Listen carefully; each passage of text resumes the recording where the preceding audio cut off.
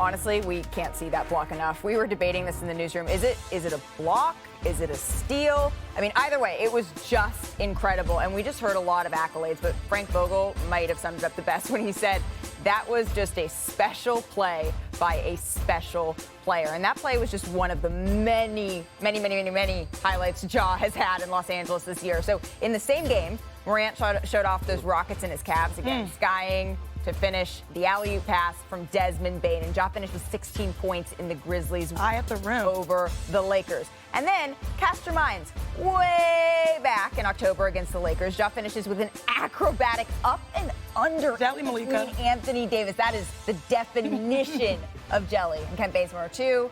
He's averaging 24.7 points per game this season. So, back with Chiney and Matt. So Ja was the star of this show and star of so many games this season. I mean, just a human highlight. But Memphis, they've won 8 straight games. So, Chiney, how dangerous, 9 straight games, excuse me, how dangerous is this team? I mean, that play summarizes why they've been extremely successful, especially in this win streak. The Memphis Grizzlies have done it with defense, and I want to show you this. Producer Cesar had some numbers that we discovered. They're first in rebounds per game average, first in steals per game average, first in blocks per game. Their defense has held them down. It's been really impressive how they've really, I mean, but are we surprised Memphis, you know, the nitty-gritty, the dirty? Grind. They do the dirty work. But also, it's another D, development, the development of their young stars. I mean, what can be said about Ja, what he's been able to do so far leading his team? And then you've got Jaren Jackson Jr., who's living up to the potential we all knew as a long, lanky, off-the-dribble type of post scorer that can stretch it out. And Desmond Bane, I mean, going from about 7 points per game to now 17, that type of collective growth on both ends of the floor has been instrumental to them. And that's where they're like at the top of the standings, surprisingly. Chiney, you said something interesting, development. Normally, it's going to be growing pains and struggling while you're developing. These guys are developing and winning, and I think that's very important.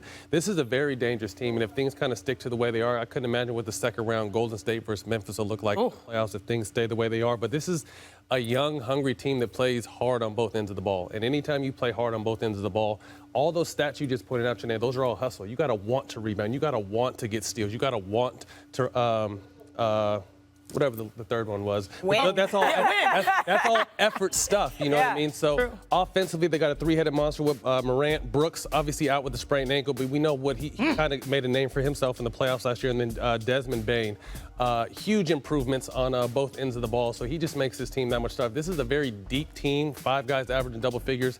And this is a scary team that no one, including the Warriors, want to see in the playoffs. This is a very good team. And I'll say this, I hope that it works out for Ja Morant to make his first NBA All-Star because his numbers are there, the leadership's there. We just know how tight the West is. Yeah, it's hard to see that not coming, though. Like, it feels like, was it a block or was it a steal? I mean, I know how it was registered, but it was just incredible. I don't even know what you want to call it, but I mean, half block, half steal, all incredible. His armpits on the backboard. You know, he's a guard. Like, it's crazy to think how high he's jumping on the lobs and the blocks. This kid's incredible. Armpits on the backboard. Well, with that visual, the Grizzlies are going to host the Warriors tomorrow night. That is going to be an exciting game, but the Grizzlies are going to be without their second leading scorer, Dillon Brooks. So Brooks is averaging 18.4 points per game. Remember, he rolled his left ankle in Saturday's win versus the Clippers. And then yesterday, senior NBA insider Adrian Wojnarowski reported that Brooks is expected to miss 3 to 5 weeks, and he could remain sidelined for a little while.